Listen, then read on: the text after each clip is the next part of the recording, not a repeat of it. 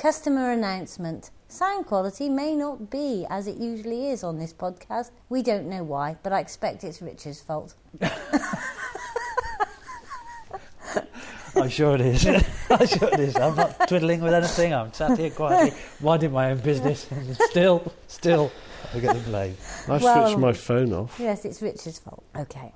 This is a special. I'm Heather from Wiggly Wigglers. I'm Farmer Phil. And I'm Richard from Wiggly Wigglers. And this week, those boys are having no input at all because it's a Heather special. It's a touring special. Actually, Farmer Phil, you're in it too because you and I went to City Farmer.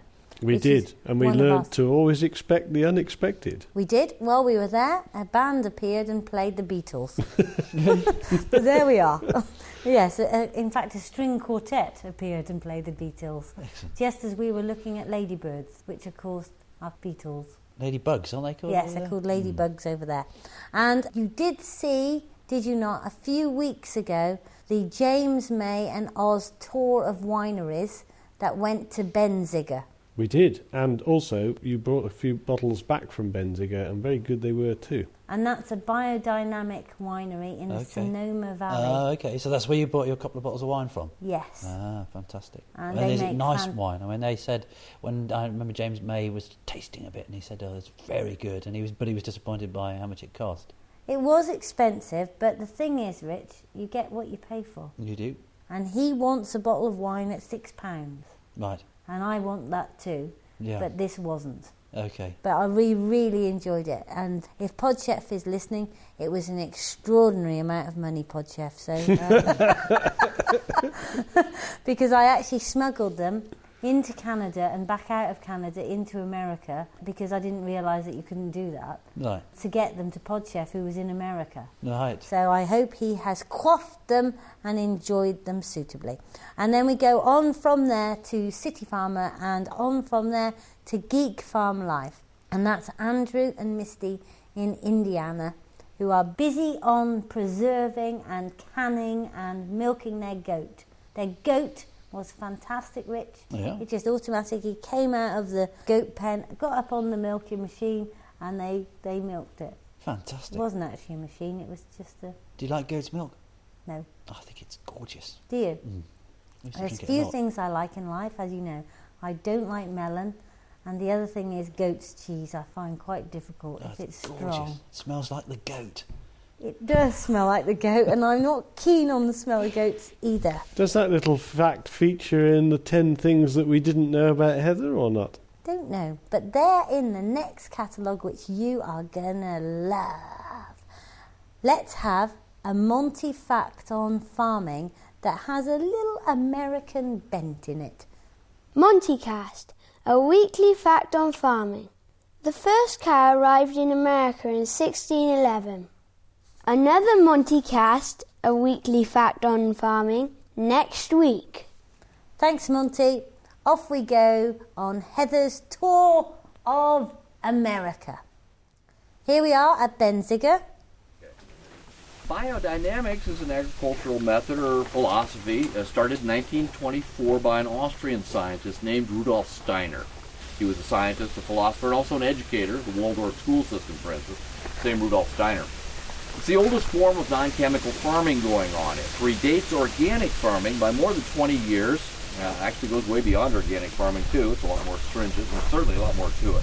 In the meantime, we're not using any pesticides, herbicides, chemical, or artificial fertilizers here on the ranch.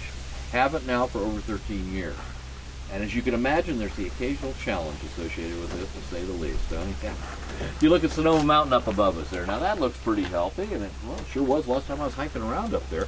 Nobody's getting up in the morning, of course, farming that land. Nature has struck a balance of things there. Well, it seems to work out pretty well. Down here, we've kind of tipped that balance with all these grapevines. How to keep the soils vital and rich and the vines healthy and strong. How to control diseases and pests are just some of the things we've got to do. And one of the first things the family's done about all this, right here behind me, I call it the bug farm. We have 3 of these on the property, actually, and for that matter, the plantings you see everywhere, along the walkways, the driveways, the fruit trees, the garden areas, the olive trees, over 700 olive trees on the ranch now. It's all with this in mind. research has shown us just what we need to have planted here to attract those beneficial insects that we want back into the vineyard. They help us with things like pollination, also natural predators for certain of our pests. We're using these guys instead of the pesticides. Now, for every acre of the grapevines that you see around us are produced every year somewhere between 2 and 8 tons of grapes. That's the range roughly, depending on the type of grape where it's planted. It's a pretty good drain on the soil. We're not using the chemical fertilizers. So most everything here is composted.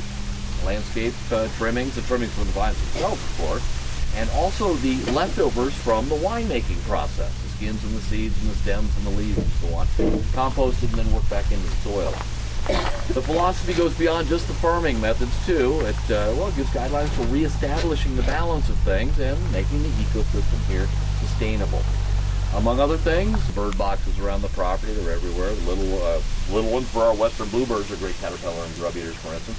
And then the larger ones are for things like owls and hawks and kestrels, falcons, and so on.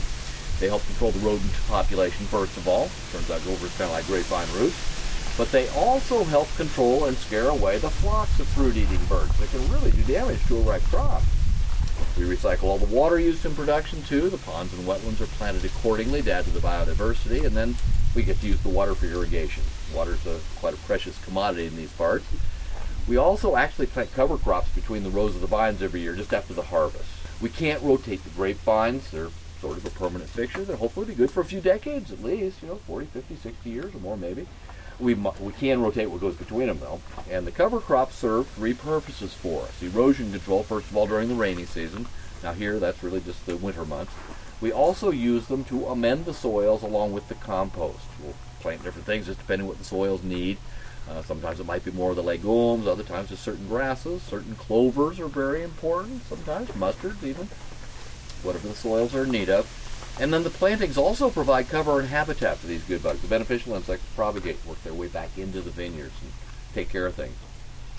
Another, benefit of our practices is that the natural yeast, the wild yeast that exists in nature, are flourishing here on this ranch. Good healthy environment. Yeast is important during the fermentation process. Whenever we can ferment on the natural yeast, well, the wines are going to be more flavorful and also more unique to this particular operation. So biodynamics, well, it's like the highest form of organic farming going on. It goes beyond just the elimination of all chemicals, though, and it's certainly the most healing form of agriculture going. A big difference are the 9 different biodynamic preparations that are made and applied here on the property during the course of the year. Well, sort of like the homeopathic remedies we might take ourselves. Here they're making concoctions from everything from stinging nettle to yarrow and valerian. There's the dandelion and chamomile teas, also the horn preparations. The silica sprays, for instance, are sprayed onto the vines themselves to focus sunlight and increase photosynthesis. The hummus, manure teas, sprayed into the soils to stimulate microbial activity and then root growth. The other preparations are actually sprayed onto the compost heap. When that's spread, then they can be absorbed by the roots of the vines, and they'll act as a stimulant to the immune system, or actually as remedies for certain things. So really, we're incorporating the environment and all the natural influences on the grapevines. And what this does is help produce grapes that really reflect the place they're being grown, the soils, the conditions, and the environment. Gives them a special sense of place or authenticity the family's looking for. What about the yield? Does the yield go down because you're... No, just the opposite.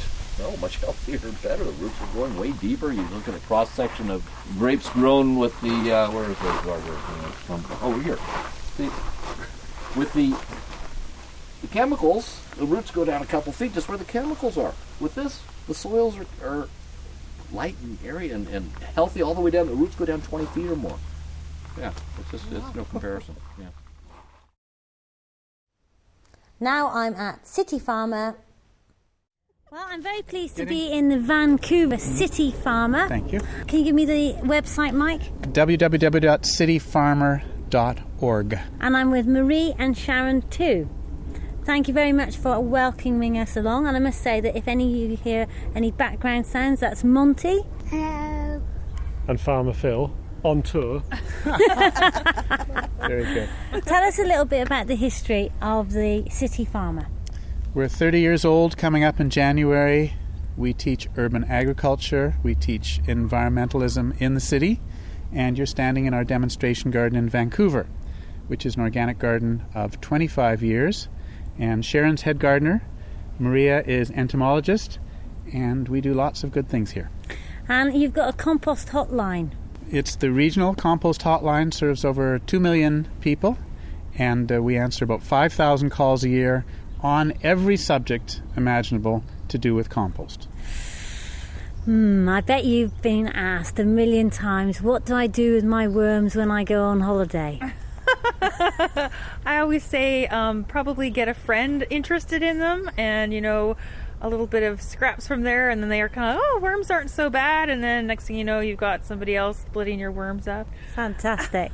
Now, Sharon, the garden, it isn't what I would call ultra tidy. No, it's not a magazine type garden. It's the kind of garden that's doable by anybody, and you'll notice we have a lot of flowers and herbs mixed in with the vegetables, which a lot of people are surprised about, but this brings in the beneficial insects into the garden because we have a pesticide ban in Vancouver, and also it makes the garden more beautiful and more attractive because we don't believe that vegetables are ugly and have to be segregated from the rest of the yard. I love it. I love the fact you've got the vegetables in amongst the marigolds. Marigolds are really good, aren't they, I think, to keep off certain pests and bugs. Yeah, and they're short and they have a long season, and they're nice bright colour and go well with the coloured chard and the peppers and anything else you want to put them with. Takes me back to years ago when my Uncle Bill, he was a very, very keen chrysanthemum grower and a very, very keen vegetable grower, and he had his vegetables in very regimented rows, but at each end he would have a whole row of marigolds. Yeah. And, it's there for a purpose, really. Something from my childhood that I remember very clearly. And what about bugs and the pests in the garden? Well then, I guess that's where I come in. And even though we all love marigolds are that overrated sort of plant. There are so many different plants that offer so many things. And one of my favorites is actually the fennel that's over there that is a bit of a monster. And I call it the Ladybug Condominium. And it's one of my showcases for the garden. Ladybug. Is that a ladybird in our language, I believe? It's got red in spots. Yeah. A ladybug over here, ladybird over our way. But there's ladybug, people, if they are releasing ladybugs or they're trying to attract ladybugs, people are always fixated on the beetle and ladybirds. And, I try to show people that insects, they do have a whole life cycle, different stages. Look for the little yellow clusters of eggs. Ladybug larva has been my biggest mission to show people what a ladybug larva looks like. Describe it. It's kind of like a little tiny alligator, I'd say, with sort of orange spots. Not anything you'd see like a ladybug. Wow, an orchestra's just arrived. Maybe they can get on your We get beneficial musicians too coming to our garden. Fantastic. I'll go over and ask them. Oh, go ahead. No, you're not going to play for us You then. have to play. Can we have a little tune? She's visiting from England and she's Wow. making a podcast. This is the fun of the garden. It was all over England. Scare them off. We attract many different things. Yeah. Yeah. Hey, hi. Hello, England. Actually, it's the world. You're going out on the Wiggly Podcast, so just introduce yourselves. Hi, I'm Gavin. I'm Joshua. I'm Derek. We're the Regal Trio. Oh. The Regal Trio. That's why we have these Wow. Who are these guys? Okay. Thanks. This is her book. She's just shown us. She's with the Regal himself. She's a famous gardener in England. Yes. Well, say hi to Chuck for me. No problem. Charles, to you.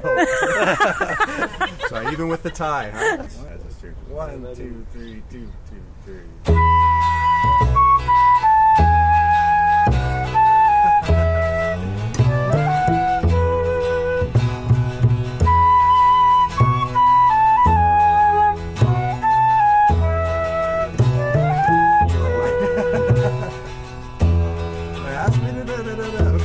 We got our taste. Hello, world. And it's an English tune, the Beatles. And we're talking about ladybirds. Can I ask you what you're doing here, Heather? I am. I'm going to blog you for a sec, if it's possible. Unbelievably, I am making a podcast for the Wiggly Wigglers podcast when we were talking about ladybirds, which are beetles, when a bunch of musicians arrived and played a Beatles tune on a double bass. And what was the name of the group? They were called the Regal Trio. It's something we happens here quite a bit. So, going back to ladybirds, beetles, bugs, and hopefully not another band of musicians will come, although that was wonderful. Let's just start talking about lottery tickets. Maybe we'll get the winning numbers. I think I've got a lottery ticket on me, Marie. Okay. Go on, fennel. So fennel, I've used it as a very great teaching tool. You can show people at any given time of the summer ladybug eggs, ladybug larvae, and the adult. It turns into almost a 10-foot tree, this thing. We have to cut the heads off because of the seeds, but it's just such a fabulous tool. And having the garden as a backdrop and showing people, the exact size of what they're looking at, because people don't see bugs. They just, they can't relate to the size factor. And when you can kind of just flip a few leaves and show them exactly what they're looking for, what to look out for, what they can do instead of, or, the good guys, the bad guys, the predators, and how the relationships work, it's a great tool to have. A garden is just, fabulous. There's like a whole macro world going on in people's backyards. They just have to kind of open their eyes to that. Do people come just drop in and ask you these questions, or I know we do get the people all the time. This garden is pretty magical in so many ways because there's always something that draws people in, just like the cob tool shed that we have. People just love the look of it. They come in, we sort of use it as bait, and we start to kind of get our fishing rods out, and then we start to talk to them, what are you doing here? And there's so many things to focus on, and every couple of weeks there's a new project going on, whether it's the cold frames from a recycled skylight that we've gotten, or the rain barrels, or just composting, keeping a worm bin. One little thing brought them in, but then we can kind of open up their world to all these other little projects that we've worked on. That cob house then, is that made of mud? Cob, yes. It's got a green roof, which is another great little kind of tie-in when people are interested in with green roofs.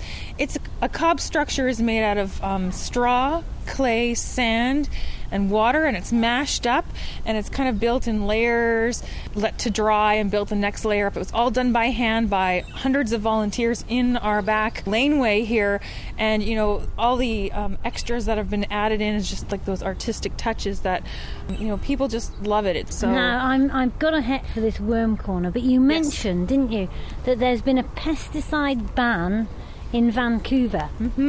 However has that happened, and what does that mean? I think it's a response from residents who, see that there are pesticides being used, probably not correctly, and even though there's a lot of education that goes into using pesticides to some degree, is it really necessary? And I think there's a lot of people who would be more, I would never use that and thing. And I think the city, as the years have gone on, has really opened its eyes to listening to its residents, and has really kind of had a lot of programs being developed to educate the public. Plus, there's, a whole commercial aspect of organics that is really taking off, and they are educating, through selling products that are, a little more earth-friendly, more green.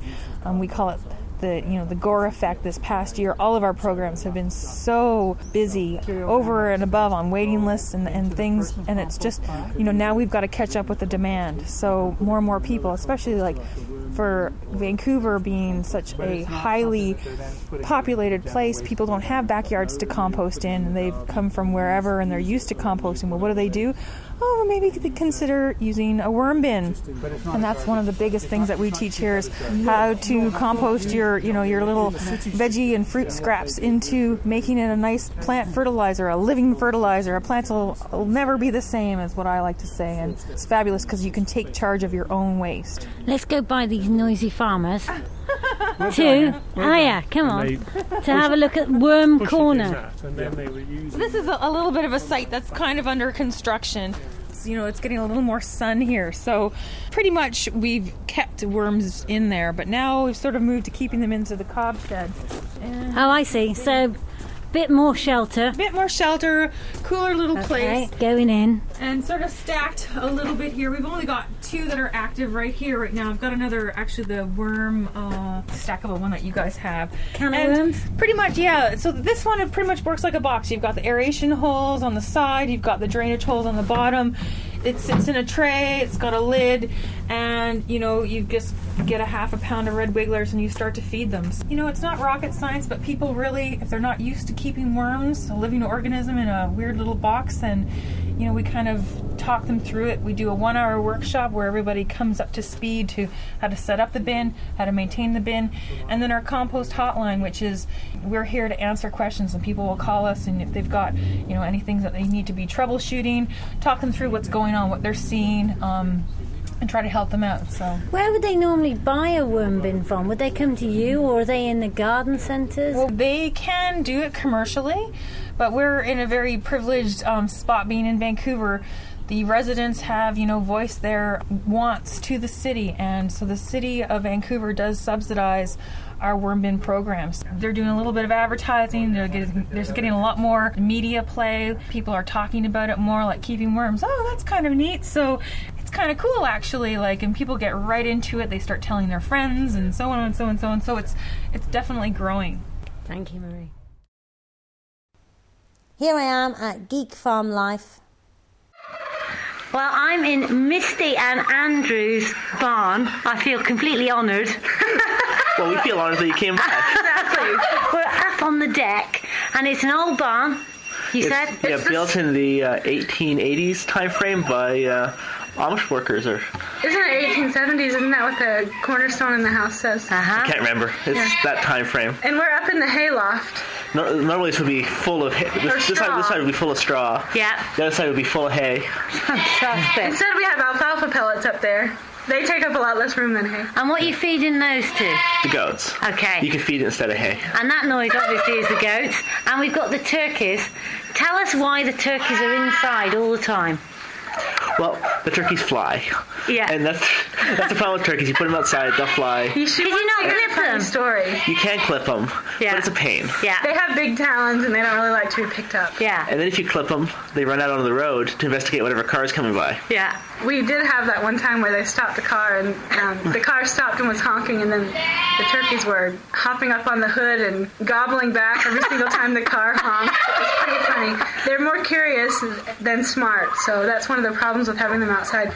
So any shiny bits. We do have. They'll go and attack. We do have the turkeys outside from this year because we have been more diligent about keeping them clipped. Yeah. Yeah, and they're used to running with the ducks, so they actually kind of stay with the duck flock. Fantastic. Now you've given me some wool, Misty. Tell me about that. Well, I have Cordarrelle Sheep. Okay. It's a common American breed. Yeah. Bred in the early 1900s, I think, for wool and meat. Yeah, I think that they have them in, I think it was actually developed in Australia, so I'm pretty sure you have them in the UK as well. Okay. They have a nice medium to fine wool. It's not fine like merino or cashmere, but it's pretty good. And so I gave you some wool that I had spun. One of them is natural, one of them is dyed with indigo, and the other one is dyed with Brazil wood. So hopefully you'll be able to find somebody to knit those. We're going to knit it up and bring the product back to the Wiggly Show. That sound of purring is not Noah, as usual. Who is this cat? His name is Milk Jug. He's our new barn cat. He's sneezy too. He's climbing on everybody. Yeah. Cool. Now, your pigs, you mentioned to me that you've got a commercial breed. Tell us about that. Well, we decided, actually, I think 3 years ago now, I decided that I wanted pork. We had bought a split side of beef the year before, and we enjoyed that, but I decided that I wanted pork, and we had room, so why not raise it ourselves? I knew I did not want to breed pigs, because that takes a lot of work. You have to have a nursery for the piglets, and then the sows get really big, and you have to have room so you have an 800-pound sow around, which that eats a lot of food. And a 1,000-pound boar, and you have to have air conditioning almost always because they get so big they can't really move around a lot. So what we do instead is we buy what are called Weaner Pigs, or feeder pigs, that are about 40 pounds. We buy those from a local farmer. We bring them home in a dog crate, and then we raise them for 5 or 6 months and then send them off to be butchered. We can't really find, there's nobody local to us who raises heritage or rare breed pigs. It's not a priority in this area, basically. Right. Yeah. And as such, we have to drive hours and hours and hours. Yeah. And it doesn't make sense to do that. We can buy it from a local small farmer. Yeah. Who's got readily available pigs anytime we want. And the heritage breed pigs we could drive and buy are booked 8 months in advance. And you said, Andrew, that if you did grow pastured pig around here, there wouldn't be a market. Right. Most people around here are looking for the cheapest thing they can buy.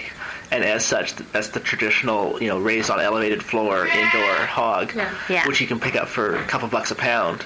But pastured pigs can be sold in California for about 3 to 4 times that much. This is not a very affluent area, so things like organic food and high-quality pork and things like that don't really come into it a lot for most people. Yeah, the same with honey. Yeah. If we go to certain larger cities, if you have natural honey, raised without any chemicals and so forth, you can sell it for some decent money. Yeah. $10 a pound type of range. Around here, people expect to pay more, like what, $2.50 a pound, or? Yeah, basically they want to buy a quart of honey for $5 at most. Do you think that when people around here think of the product that they're buying, that they imagine the intensive farming? Do they know that that's what it's coming from? So when they buy their beef, have they got in their mind the feedlot? Or is it just that they like to wash over those issues and imagine this pastured, beautiful beast grazing in acres? With the beef, they want feedlot beef. Okay. They've been told that corn-fed beef has the highest amount of marbling. It means fat, and they want it because it's tender. You can overcook it and it's still tender, right? Because you're full of fat. Or on the pigs, I don't think they even know there's an alternative. Yeah. Okay. The other or extreme, care. Well, the other extreme with the beef, there are a lot of people around here who buy beef by the side, and a lot of times the people that are buying it in bulk like that, they do know what's going on. And actually, if you buy it that way around here, you have a higher chance of it not coming from a feedlot. Yeah, if you want to go to a local butcher as opposed to Walmart or something like that, you can buy reasonably priced beef. Tell me your attitude to downshifting, because there would be people who perhaps were listening who thought that your idea was to have this idealistic, restful, self-sufficient type lifestyle, living in an idyllic way. I don't think that we set out to do downshifting as far as what I think when I hear the word downshifting, because what I think is moving to the country and not doing much and just sitting on the porch reading a book. And I think we did not set out to do that, and we didn't really set out to be farmers. We just had it in our mind that it would be nice to have a house, which we would not have been able to do where we were living before. Houses were like $1 million. What did you live in an apartment before? We did. We lived in a really small apartment, like 900 square feet or something like that. Yeah. So that was our whole goal, was just to get out, and have a few animals. But the problem, and one of the reasons we do the podcast maybe, is that we hear a lot of people downshifting, and they seem to want to just get away and quit their day job and live the rural life. But the problem is, to live the rural life, you have to be happy and enjoy what you're doing, and it takes, for us anyways, it takes a certain amount of income to make life comfortable. Yeah, we want to heat the house in the wintertime. You can do that by cutting wood and so forth, but we don't have any woods to cut, and that's a lot of work, cutting all the trees that you're going to need to heat your house and drying it for a year and all that sort of stuff. We can sell our skills for relatively easy jobs with great income and live good lives. Yeah. I don't think it's selling out. No. I think it's living a comfortable, happy life. It's really difficult to do this full time and come out with any money at all. We put money into everything that we do, farming wise, costs us money. Yeah. But it's just a matter of whether we want to spend the money here, whether we want to spend it at the grocery store. We have to eat, and if something doesn't turn out here, then we will go buy groceries. If we lose our tomato crop, the store sells tomatoes, so we're not stuck. And we're not purists in that way, that we're not going to set ourselves up to such a high standard. We're not out to prove anything. I think some people that are downshifting are out to prove something, or to prove what a good environmentalist they are. You were telling me about what you felt a lot of environmentalists were missing. I feel like a lot of environmentalists have the attitude that farmers are helping to cause the problem instead of parts of the solution. Because when I listen to advice from green people, quote unquote, I hear a lot of stuff about the Incredible Hulk. Yeah, exactly. I hear a lot of stuff about you need to live in the city, you need to stop urban sprawl, you need to take public transportation or ride a bicycle to work and things like that. And I don't hear anybody talking about, in a positive way, people who live in rural environments. I feel like the attitude is that if you live in a rural environment, then you drive a truck and you're probably contributing to the problem instead of helping to solve it. But I think that that's missing some of the data because we are doing things to help the environment. Go on. Well, people that do sustainable farming instead of just corn all the time are putting things back into the environment. If you grow beans, you're putting nitrogen back into the environment. If you have pigs on the ground, they're definitely adding lots of nutrients to the environment. And the overall not using as much stuff, I think that's a good thing. I think that we end up not having to support as much transporting of vegetables around and transporting of meat around because we're doing some of our own stuff. And it's fun. It is fun, and I think environmentalists need to figure out how to have fun with it too. I love that quote. I think that everybody needs to be positive. Instead of talking about all the things that we need to cut back on and all the things that we need to stop doing, why don't we start focusing on things that we need to start doing and things that'll be fun to do?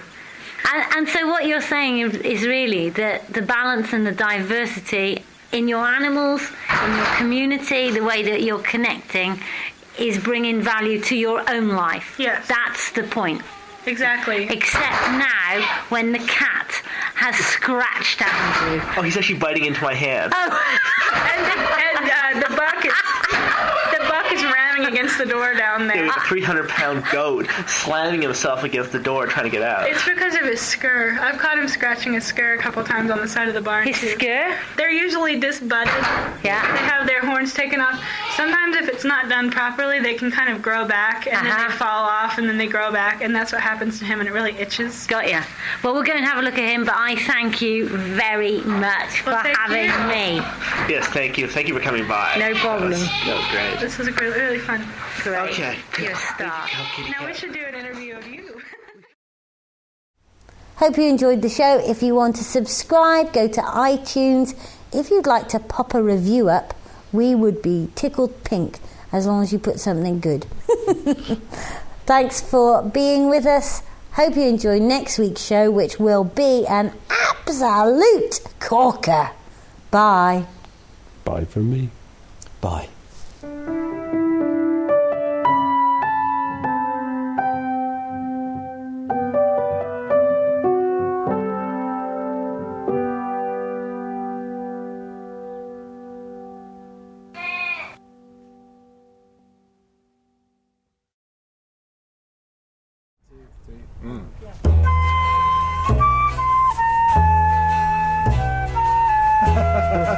Are we in the same key?